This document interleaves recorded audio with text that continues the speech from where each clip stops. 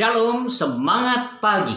Bapak Ibu Saudara yang saya kasih di dalam nama Tuhan Yesus. Mari kita bersama-sama menyimak kembali firman Allah dalam Kejadian 3 yang ke-6.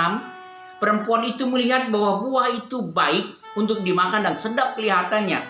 Lagi pula pohon itu menarik ke hati karena memberi pengertian. Lalu ia mengambil dari buahnya dan dimakannya dan diberikannya juga kepada suaminya yang bersama-sama dengan dia. Dan suaminya pun memakannya. Saudara yang saya kasih di dalam nama Tuhan Yesus Kristus. Ada begitu banyak kejadian-kejadian dalam kehidupan ini. Karena pertama kita tidak punya komitmen dengan perjanjian dengan Tuhan. Jadi saudaraku yang saya kasih, betapa pentingnya suatu komitmen di dalam perjanjian kita dengan Tuhan. Sama seperti pernikahan. Kita mau sehidup semati, susah senang bersama-sama. Demikian saudara yang saya kasih di dalam nama Tuhan, komitmen kita adalah dengan Tuhan, bukan semata-mata dengan pasangan hidup kita pada waktu dalam pernikahan. Jadi saudara yang saya kasih, ada saksi yang luar biasa di situ bahwa kita punya komitmen bersama dengan Tuhan. Nah, ada komitmen bersama dengan Tuhan. Tuhan sudah berkata dengan sangat jelas dan dengan sangat gamblang kepada manusia, yaitu suami dari perempuan ini.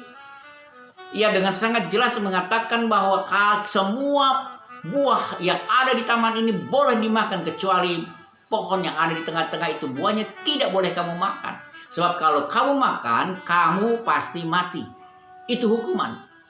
Nah saudara, itu adalah suatu perjanjian untuk manusia. Bahwa manusia dapat menikmati senikmat-nikmatnya jauh lebih banyak dari semuanya. Terkadang kita terlalu fokus dengan hal yang sebenarnya tidak berarti, yang sungguh-sungguh bisa mencelakakan kita daripada yang memberkati kita. Masalah-masalah dalam hidup kita bisa terjadi oleh karena kita tidak punya komitmen dengan Tuhan. Biarlah bagian firman Tuhan ini mengingatkan saudara dan saya. Sesungguhnya kita punya komitmen dengan Tuhan. Komitmen perjanjian dengan Tuhan. Saudara mau menikmati hidup ini? Nikmati perjanjian kita dengan Tuhan. Tuhan hidup dalam janji-janji Tuhan. Janji Tuhan seperti madu di langit-langit mulut kita. Pemazmur mengatakan demikian. Jadi saudaraku yang saya kasihi, Tuhan tidak pernah ingkar janji. Jauh lebih banyak berkat yang saudara terima dari apa yang tidak diperbolehkan oleh Tuhan dalam hidup saudara. Mari dengan bijak kita mau menikmati segala berkat yang daripada Tuhan yang banyak itu. Lebih daripada keinginan kita yang selalu digoda, diseret, dipikat untuk tidak berkomitmen dengan Tuhan. Ada pilihan yang terbaik, yang bijak, yang harus kita lakukan sepanjang hidup kita. Hari ini kita ambil tindakan bahwa saya mau bijak. Sesungguhnya berkat Tuhan tersedia jauh lebih banyak dari apa yang tidak diperkenankan Tuhan di dalam hidup di dunia ini. Kenikmatan dunia, keinginan mata, keinginan daging kita itu begitu menggoda, tetapi tidak sebanyak berkat Tuhan yang Tuhan siapkan dalam hidup saudara, yang Tuhan sudah berikan dalam hidup saudara. Kesehatan, napas hidup, udara, oksigen yang saudara bisa hirup.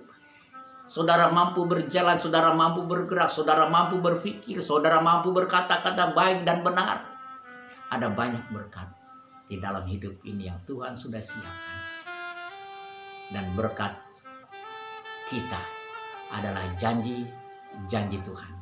Dan janji yang paling indah adalah barang siapa percaya kepada Yesus Kristus sebagai Tuhan dan Juru Selamatnya secara pribadi, maka kita diselamatkan.